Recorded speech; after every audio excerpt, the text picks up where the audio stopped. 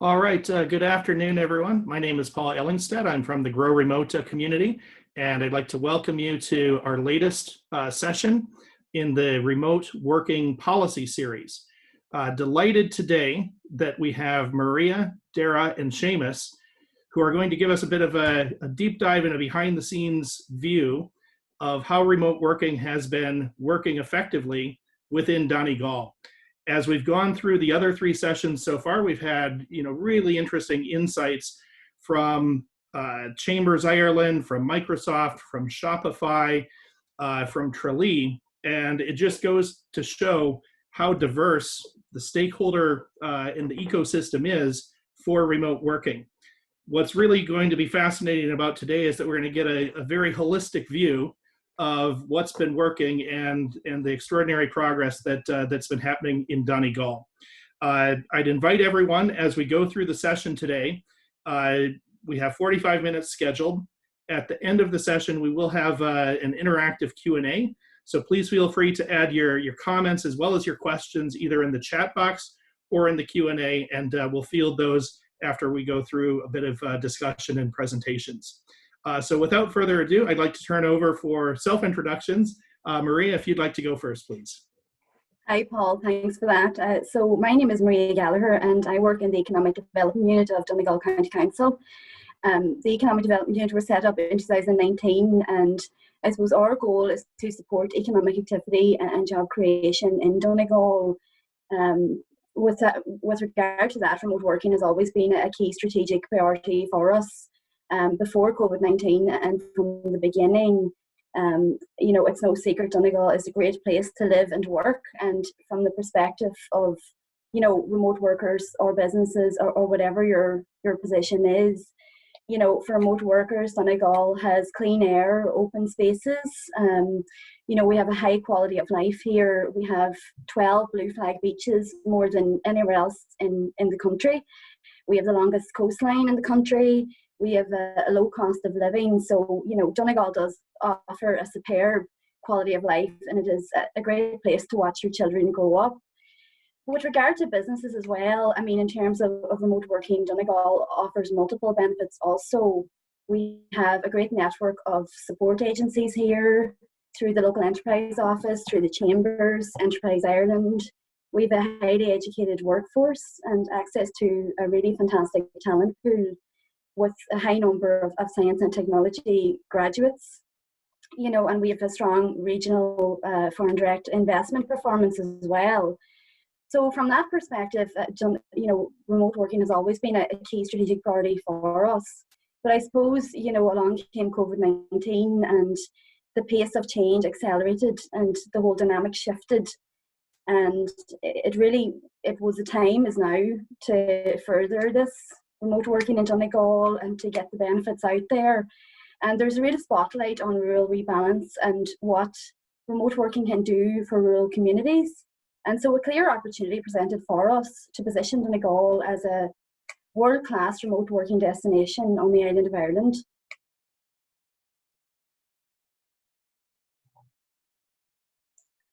Great, thanks Maria and welcome. Daragh, would you like to go next? Thanks, Paul. Yeah, I'm Daragh McDonagh. I'm the broadband officer for Donegal County Council. But I'm also an information systems project leader for the council, specialising in GIS. So I'm very happy to see that both Paul and Seamus have maps in the background there. But mainly for this webinar, I'll wear the broadband hat. And part of our role as broadband officers is to sort of increase and better the digital landscape in the county. How do we promote that? Frequently we get inquiries about who are the providers in certain areas or what broadband is available, and we can advise the public on those both sort of fixed connections, fibre connections, wireless connections, all the various providers. But also we have to look at the demand stimulation for the National Broadband Plan when it does start rolling out. And that's about educating the public on what the benefits of high-speed broadband can bring, be that e-health or education or family communications, and that's where remote working sort of comes in under that demand and the opportunities and possibilities there. And so to further that sort of agenda, we're part of a Donegal digital project where we're sort of coordinating different actors in the sector, like the LYIT, the Institute of Technology in Letterkenny, Fáilte Ireland, some local fintech companies, Údarás na Gaeltachta, just on designing projects and actions to sort of increase the awareness of the potential of digital in the county. Brilliant. Thanks, Daragh. And last but not least, Seamus. Thanks very much, Paul. I suppose my name is Seamus Bonner. I'm based on Ironmore Island. For those of you who don't know the area, it's a small island, 3 miles off the coast of West Donegal. With a population of about just under 500 in the last census. We have an interest, I suppose, in the remote work because of ongoing depopulation issues on the islands. Ironmore, like many other islands across Ireland and Europe, struggle with depopulation and I suppose an elderly population. So to try and encourage people back onto the island, we in the Ironmore Island Community Council, which is it's a group of elected volunteers, got together in 2017 and started to look at projects that would encourage young people back to the island so that our schools would, get more children and the island would be vibrant or continue to be vibrant into the future. So I suppose our connection with Donegal County Council is through the Town and Village Renewal Scheme, which after we'd identified a project to open a shared co-working space on the island, we applied to the council for funding for the shared workspace, and that's how I suppose the connection was made initially. Brilliant, thanks, Seamus. So with that context set, you're all coming from a very different perspective, but all working towards very common goals in terms of development, both of community as well as economic development across Donegal. We'd like to sort of share with people, oftentimes, we always hear in best practices and success stories about all of the highlights, everything that's going well. Now that we've had almost 5 months of the COVID pandemic, not only individual companies and organizations and employees have been thrown into this remote working phenomenon, more of a crisis management approach, but Donegal was thinking ahead, thinking of rural rejuvenation, community redevelopment. So you were thinking ahead, you were coming at this from a different perspective.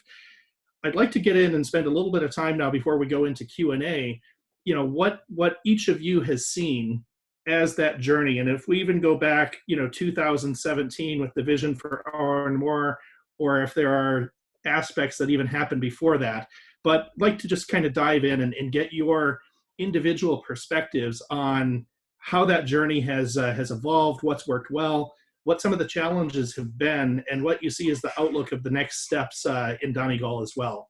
So who would like to kick off? Well, Paul, I suppose from my point of view, remote working in a way can only happen if the broadband availability is there. And that's one of the biggest things that we've had to deal with, is this perception that broadband is not available in rural locations.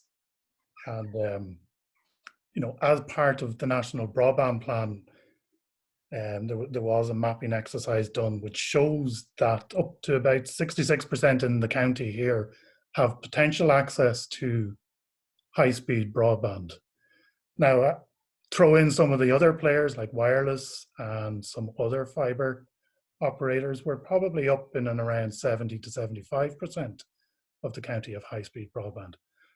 Now, saying that, there still is a large rural section of the community that don't have broadband. So how do we sort of promote a remote working policy for those regions ahead of the National Broadband Plan?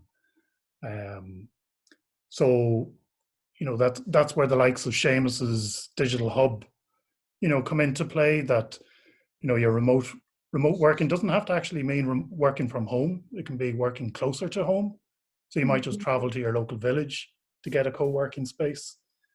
So, and that's what we're trying to, you know, to grasp now, and developing our hub infrastructure in the county to benefit that sort of policy. Are we in a situation now, is it sort of a two-track economy, or even two-track society, those who have and those who are waiting? Or how are you addressing that of closing the gaps? I think we're hearing now, even with the pandemic, the idea of people working from home or even schooling from home, a lot of people that have really been struggling. So how are you trying to do this in an equitable way that's realistic to the resources, but then also realizes the immediate needs that have to be addressed as well? Well, you're absolutely right. There are those who have and those who haven't. And it's become very evident over the last couple of months, especially with the homeschooling, that, you know, some people just couldn't do the homeschooling because they didn't have adequate broadband. But apart, you know, trying to put pressure on providers to, you know, increase their capacity or increase their services, and doing that, we are also rolling out broadband connection points into community centres around the county. So we'll have 12 locations where high-speed broadband will be available in local areas that currently don't have anything. So very, very shortly, people will be able to go to those locations. Now, whether they have to maybe sit outside in their car in the car park, you know, due to social distancing requirements, or have internal space available to them, at least they will experience a high-speed broadband connection. So we are looking at ways in how we can sort of, you know, expand the networks, the connectivity in the county in whatever way we can, and advise people accordingly. Maria, let me just turn to you. Is it a chicken or the egg situation of, if you build it, if you have broadband, you know, they will come, both businesses as well as individuals and families? You know, what are you seeing from the economic point of view? How do you sell Donegal when broadband maybe isn't quite pervasive? It's maybe not the same connectivity everywhere. You know, what do you see as the challenges, and how are you addressing those, you know, from a point of view of attracting organizations as well as individuals to relocate to Donegal? What I would say in regards to that, Paul, just leading on from what Daragh said there, the Economic Development Unit had launched a public consultation in June the 10th, and this consultation will feed into a new remote working strategy that will have a number of actions around further remote working in Donegal. And I suppose as part of that, we covered 5 areas, and we looked at, you know, what are our weaknesses. And yeah, touching on what you touched on there are some you know, rural areas that maybe don't have the speed that they need. But I suppose this is where the hubs come into play, and the digital hubs network that we have here in Donegal.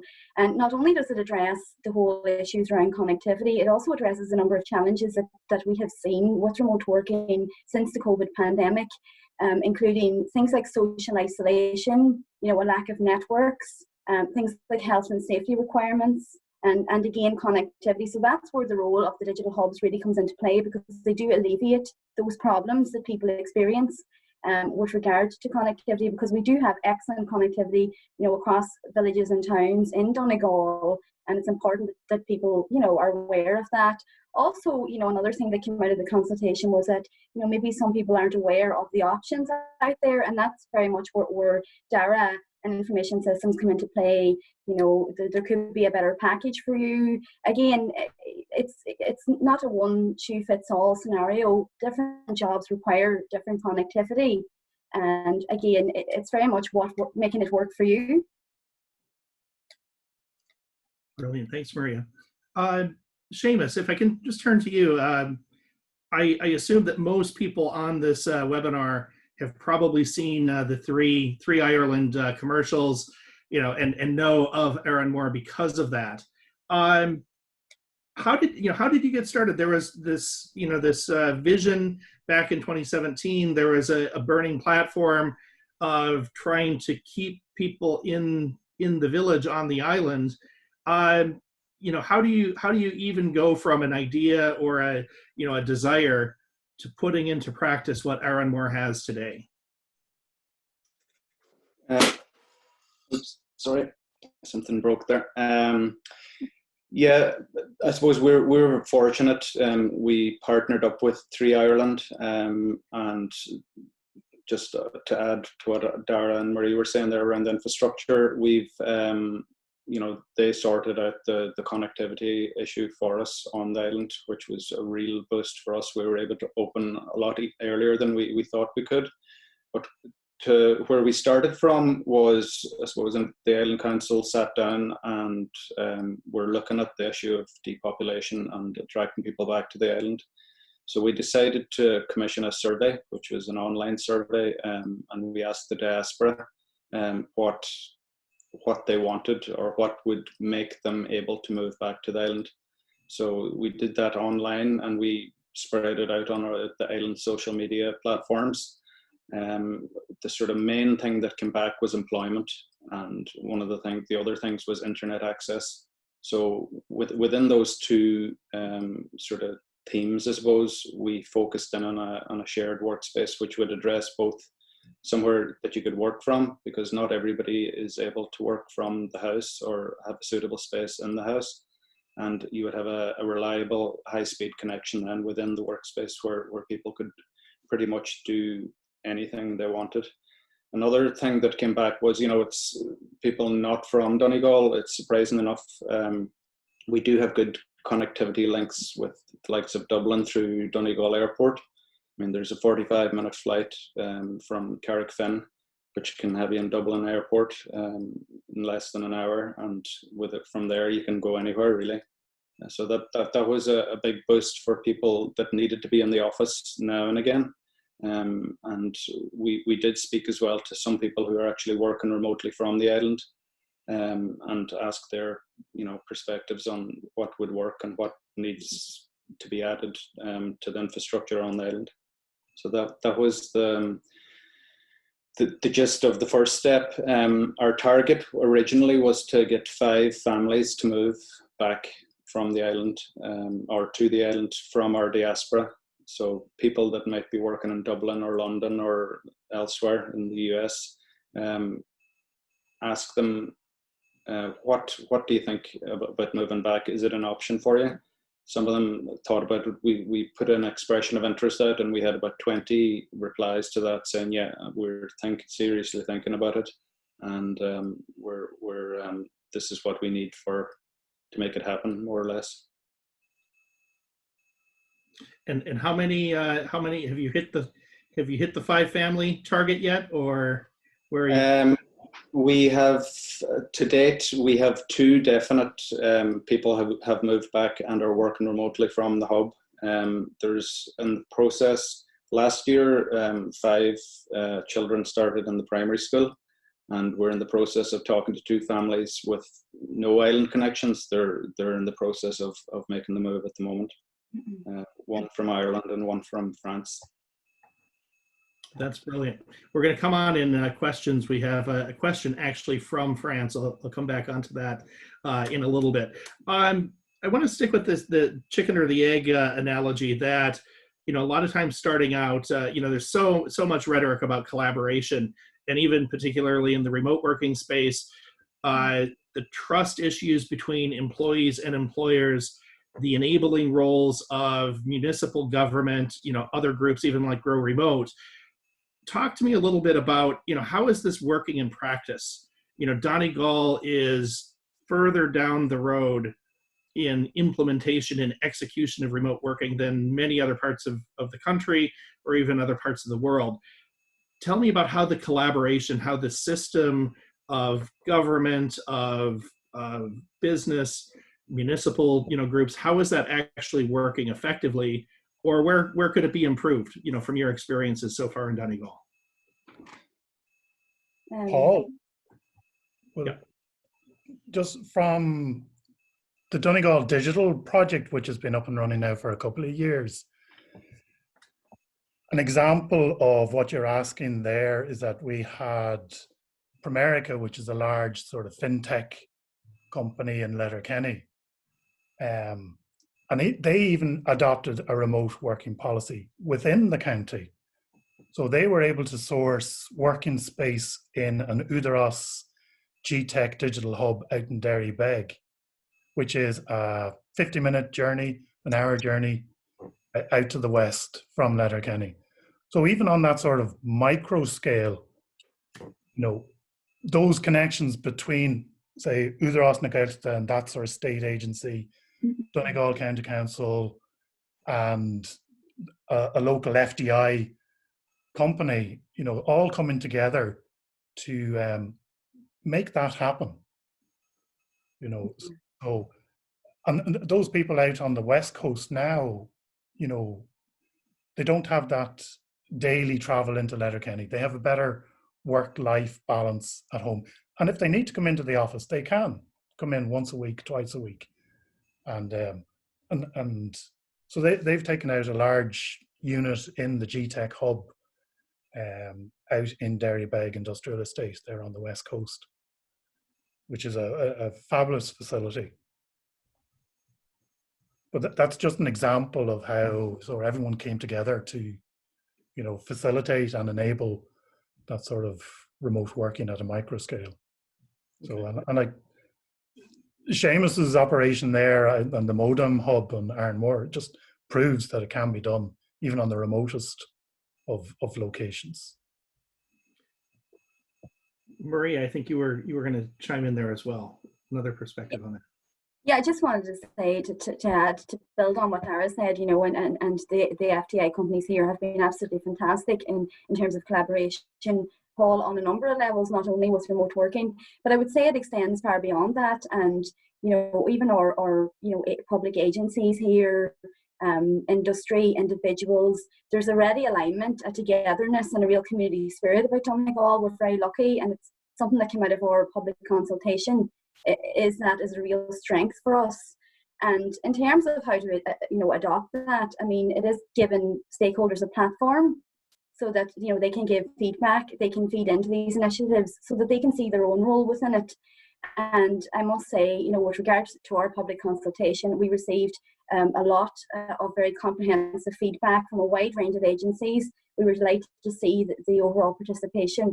And I point to our higher level institutes, the Letterkenny Institute of Technology, the Donegal ETB, the chambers here, Letterkenny Chamber of Commerce, again, Enterprise Ireland. There's just so many of them, the local enterprise office.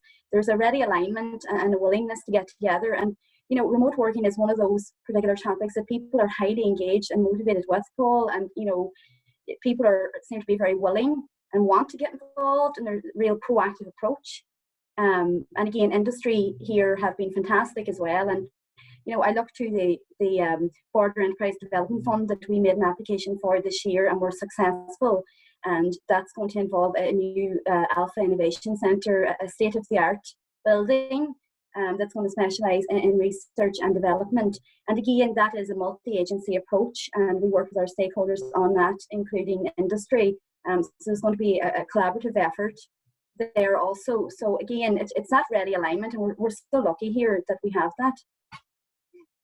That's brilliant. I don't think in our earlier sessions we haven't heard as much particularly about the academic institutions, but I think that's another really intriguing angle to how you approach this from a very structured, intentional point of view as well. I'm gonna go into questions in a second, but let me just back up and again, in terms of what you've done, how much have you had to sort of pioneer and experiment and learn as you go versus how much have you been able to draw on experience or expertise from other councils, from other communities? I'm just curious, where you find yourselves in terms of that learning curve when you get into executing. Have you been fully pioneering, or are you learning from others and building on the success of other organizations or other communities as well? What I would say there, Paul, is we look at our national policies with regard to remote working. We'll be looking at Future Jobs Ireland, the Enterprise Ireland's Powering the Regions. We'd be looking at the Climate Action Plan, and we've looked at the European Green Deal. We look at international best practice, and we're looking at places like Estonia, for example, and the recent digital nomad visa and those initiatives. And again, we absolutely, we take our inspiration from everywhere and from engaging with stakeholders, not only in Donegal, but outside of Donegal. And again, these ideas will feed into our submission to the Department of Business, Enterprise and Innovation's public consultation, which is ongoing until August. And I would encourage anyone who has anything to say about remote working in Donegal or anywhere, however small, to absolutely make a submission to that. It's very important that we feed it all back to national government. Yeah, that's brilliant. And I'll do another plug at the end, and we'll have this on our social media. The public consultation is open until I think that's the 7th of August, and so we'll have the link up there for everyone as well. So one more thorny question, from me before we go into the interactive Q&A, from our audience. Again, to collaboration. One of the issues that we've been hearing from some of the other policy sessions so far, there's sort of a concern between employees wondering about, the tax issues, the liability issues, the insurance issues, if they're working from home, if they're working from a co-working space, and even the employers as well, having to sort that out, put new, work from home or flexible work policies in place. What have you experienced either in these matters? Are there other issues where you're having to sort of resolve a conflict between employers, employees, the communities? Is it all sort of straight sailing, everyone's working towards the same goals and everything lines up? Or are there some trade-offs, some choices, or some compromises that need to be made? What have you experienced firsthand in Donegal so far? Paul, just on that, there's no doubt about it that we have sort of been forced into this working practice. It's not something we definitely planned for at the start of the year. And we are learning as we go. But in saying that, this genie is out of the bottle now. And this is the way we're going to have to work going forward, whether it's fully remote working or a blend of working from home and the office. And I suppose I would like to say that it's been, good sailing, over the last couple of months. But we have to look at issues like security of data, things like that. And there's an education there to making sure that employees are aware of that, and there's sort of GDPR issues, that everything that they would have been aware of in the office also applies at home. So there are there's an education there to all the workers to be aware of all those issues. But there is a trade-off. The benefits of working from home, that you don't have a commute, they can trade against, some of the other issues. And listen, we will sort them out. I know that HR departments are actively looking into these issues and planning for the future. We're sort of now in a scenario where let's take stock of what we've done over the last couple of months and start asking the questions. Are we doing it right? Do we need to change? Do we need to, vary the way we do work from home, etc.? And I think Seamus alluded to it there earlier. We said people mightn't have the proper workspace at home. So we need to look at that from, you know, a duty of care point of view to our employees, and just make sure going forward that people have the right setup at home. Brilliant. Thanks, thanks, Daragh. Let me start to field some of the questions that we have coming in. I want to make sure that we have time for that, and then also go into the wrap up. So first one coming in from John Atkinson, here in Antibes, here in France. I've been working 2 weeks with 7.26 megabits up and 0.71 down. Apparently that is typical for most of Europe. So it seems that getting connected is more important than speed, at least for work. Is that a fair assumption, Daragh? Definitely, and sometimes what we find now with remote working, that your upload speed is as important as your download speed. And I suppose traditionally people are just really concerned about, oh, I have X amount of download speed, and they ignore the upload speed. But like I will say, in Donegal, you know, 66%, 70% of the county have access to high-speed broadband, which is 30 megs plus. As part, that's a European definition of high-speed broadband, consistent 30 megabits download. Now, I think the upload might be 10 or 15 in that definition. But, you know, that's about 70,000 premises in the county have that access here. So, yeah, connection is definitely important. Thanks. Next one coming in, given the current COVID crisis, there are a lot of people coming into Donegal for vacations to holiday homes. Working from Donegal as a result longer than anticipated. Note the use of mobile broadband has increased greatly for people who work intermittently from Donegal and other counties or even countries. How do you improve or manage the infrastructure to ensure the flexibility is promoted, but most importantly, the mobile broadband network is sufficient? Another slightly technical one. Are all these questions for me? We're going to pivot right after that one. The mobile network the coverage in Donegal is actually very, very good. Now, there always will be black spots. That's just the nature of the topography. But there are, you know, 3 providers offering very good 4G connections in the county. I suppose the problem with the mobile network is the more people that use it, the less capacity there is to share out. You know, so I suppose you can be a victim of your own success in that scenario. But I suppose, like things like, again, the digital hubs, those working spaces, they give that extra offering to people who are holidaying in the area, knowing that there might be somewhere only maybe 5 miles away that can offer a high-speed connection if you need to connect to do a couple of hours work.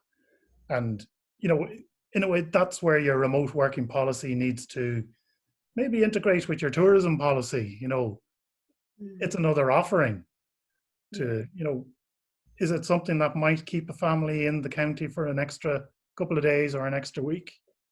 You know, so it's just clever integration of different policies. Great. Maria and Seamus, I'll let you fight for this one, or maybe let's actually take time and you can both answer on this one.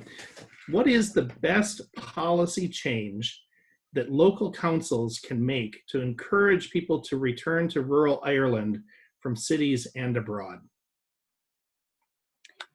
Well, regards to that, Paul, I think, you know, it's not one measure, it's a range of measures to try and attract people back to the county. Through PR and communications is one angle on that. So one of the things we've been doing is capturing stories from families who move back to Donegal, remote workers and remote businesses, and trying to profile their experiences and trying to get that out into the media, which is something we've done.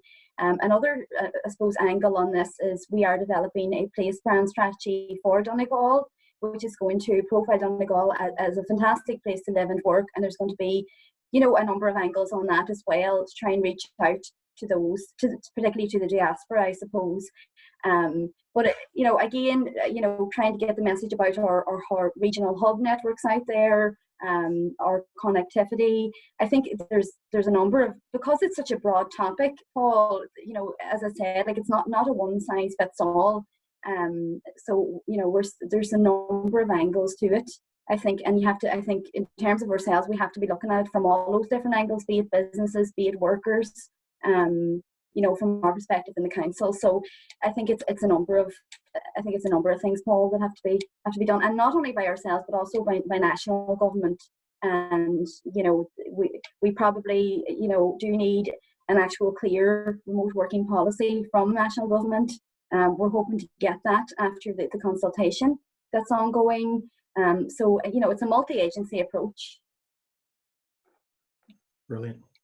And Seamus, thinking of the policies that, or the strategies that have been taken so far in R&More, have you pivoted? Have you done some adjustments, or do you think?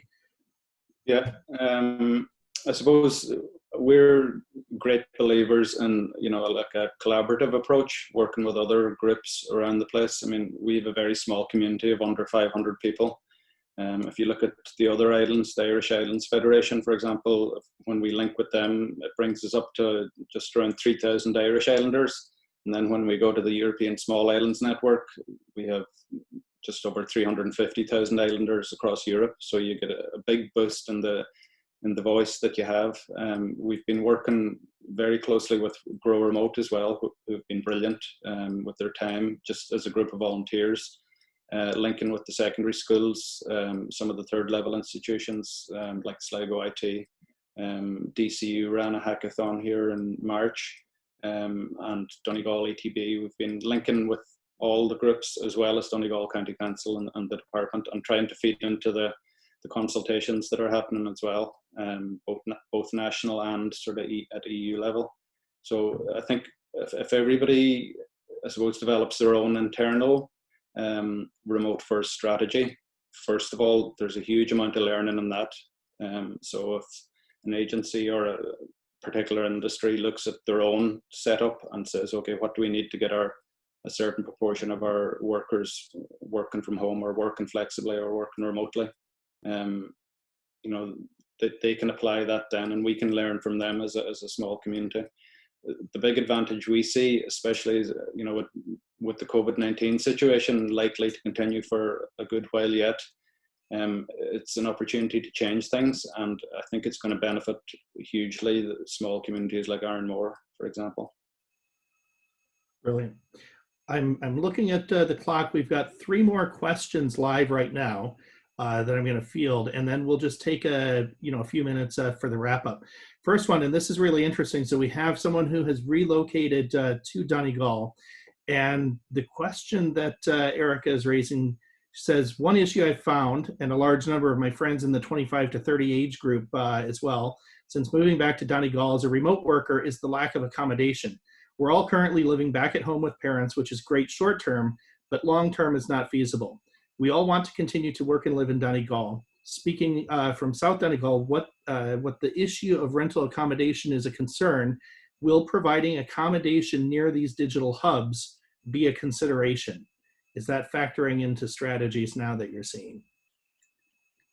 Yeah, Paul, it did come up, and I suppose in the consultation was housing. What I would say is that we're very lucky in that we do have very low cost housing in Donegal in comparison to other counties in the country. With regard to that's a very specific type of query, and we certainly will be raising this with our planning department within the council, with various national departments also, in terms of housing and in terms of planning, to see what we can do around that. But it's definitely something that's on the agenda for sure. Okay, great. There's another one, and Maria, this might hit you, but I'll open it to everyone. Support for workplace wellness for remote workers. Is there a need, and is there any specific program or policy that that's available in Donegal today? There's nothing at the moment, Paul, that I suppose I'm aware of, I suppose through Grow Remote and those, the Grow Remote community would be able to provide support on that level. I suppose individual businesses have their own wellness programs at the moment as well. So it can all depend. But, certainly what's come out of our public consultation is that, life in Donegal, living and working in Donegal, is you can achieve that work-life balance. And it is a really healthy place to live with clean open spaces as well. So Brilliant. No, thanks for that. And again, I know this, many of these, as remote working has really proliferated, there's a lot of, gaps in current policy, and that's precisely why we're doing, this series of conversations and continuing that into the public consultation, is to identify, those needs and make sure that we don't have issues falling between the gaps. I'm going to go with the last question from the, from the audience, and then we'll go into to a summary.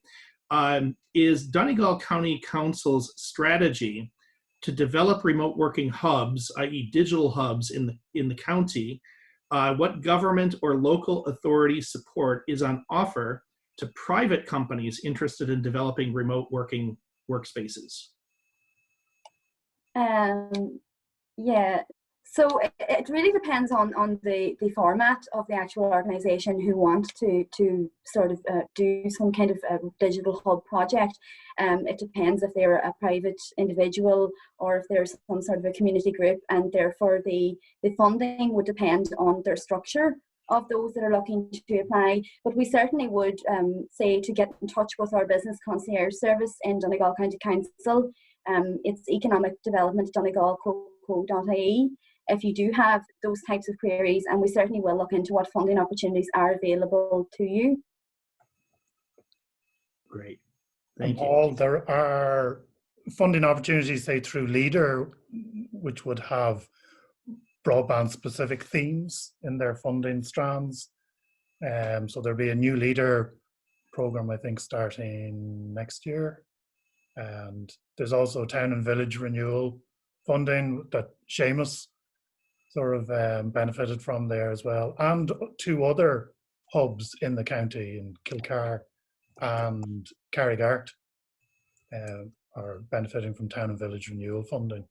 So yes, there are various funding strands available, and as Maria said, the council is there to help sort of point people in the right direction. Brilliant. I'll note on that as well. We had Ruth Morrissey from Department of Business, Enterprise and Innovation last week, and DBEI has put together a very useful portal that has all of the resources. And again, we'll have that in social media to point people to some of those existing resources. And obviously that's dynamic. It will be updated regularly as well. So I'm conscious that the time has absolutely flown. First, I want to thank Maria, Daragh, and Seamus for being with us today. I hope that everyone that's watched live, as well as those that will watch the recording on Grow Remote's YouTube channel, will find new insights and perspectives that they didn't have before, and that will prompt ongoing discussion as well, including input to the DBEI's public consultation. So in closing, what I'd like to do is just ask each of you to take a minute or two. If there's one particular learning or insight piece of advice that you would offer, particularly to your peers in other countries and other counties, of how to follow in the success that you've had or what you've learned that would be advice for them. And then secondly, if there's any particular question or broad ask of what you would like to see or what you think really will help accelerate remote working successfully, open to your thoughts and ideas on that as well. So 2 questions or two asks of each of you as we wrap up today.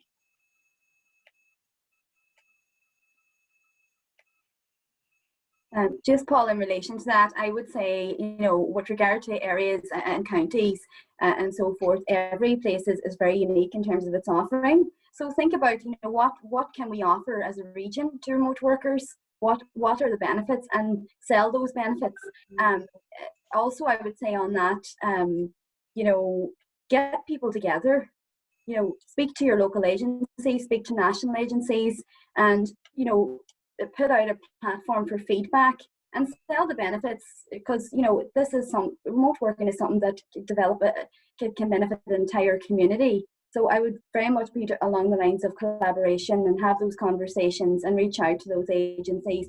In terms of what I would like to see to make remote working work across the country, ideally there would be tax incentives behind it, and there would be a structured remote working policy from national government. So those would be top of the list. Thanks, Maria. Can I come in there? Yeah, I suppose our experience is what we find vital from the outset is to get community buy-in, just to ask people what's needed. Another, I suppose, related part of that is involve young people. So young people from the island were asked to come up with the name for the hub, for example. We ran a program with Grow Remote last year where they explained the benefits of remote work to the transition years who will be picking their subjects for Leave Cert this year, for example. I suppose the other thing to consider if you're starting out on this journey is, resourcing not only the capital aspect of the project, but there's quite a lot of human resources needed as well, time and effort, and a lot of it comes down to volunteers. So just to bear that in mind when you are planning your project, that it's not just a once-off thing, it's an ongoing, like we have our hub now and we're able to use that to benefit the island, but it's an ongoing process, and the resources need to be put in place for that. The other one, I suppose, just in terms of barriers to remote work, and like housing was mentioned there, we've definitely found housing to be an issue in terms of, places for long-term lets and that. There may be Airbnbs and that available, but there's not so many places, say, for a family to rent long-term if they wanted to move to the island. Or until they get their own place sorted out. So just identifying the barriers to remote and tackling them would be key, I think. It's not all within our control either. There's, for example, some of the regulatory stuff around visas and that. Can you use a remote job to count towards your visa application? It's not clear at the moment. Trying to get clarity on those sorts of things. So when we do get inquiries, with our 3 campaign, for example, we got an awful lot of interest and a lot of inquiries that some of the questions we just weren't able to answer because they're sort of beyond our control.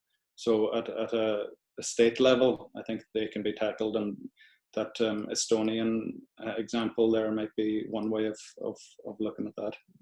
And just finally, I suppose, just to have a collaborative approach again across industry and academia and community especially, so that it's not all skewed one way, that policy and any incentives aren't going to benefit one sector over another. If everybody feels that they're benefiting, they're more likely to to stay involved once the initial period is over. Brilliant. Thanks, Paul. Thanks, Seamus. And Daragh, the last word. I think it's about changing perceptions. Perceptions that broadband is bad in rural areas, which is not the case, or perceptions that Donegal is so far away from Dublin. It's actually closer than some other peripheral areas in the country, and if you need the city, it's only 3 hours down the road to Dublin on a Friday evening for a weekend if you need it, or half an hour into Derry next door to us. What I would like to see, well, what we need is the rollout of the National Broadband Plan to start. So from the time the crews hit the ground running, that we roll out that network as soon as possible to connect everybody, to facilitate remote working in every corner of the county. And let's get back to the old sort of cottage industries, and enable people to work from home and enjoy the beauty and, tranquility of the county here and experience that. That sounds like a fantastic word to end on. Maria, Daragh, Seamus, I want to thank you so much for your time today. To our audience, thanks for tuning in. As I mentioned, this is going to be an ongoing conversation. You can find us online, virtually all social media, and we continue the interactive conversation in the Slack channel.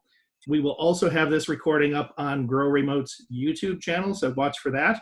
And stay tuned as we all give input for the public consultation and see remote working thriving across the entire country. Thanks so much and enjoy the rest of your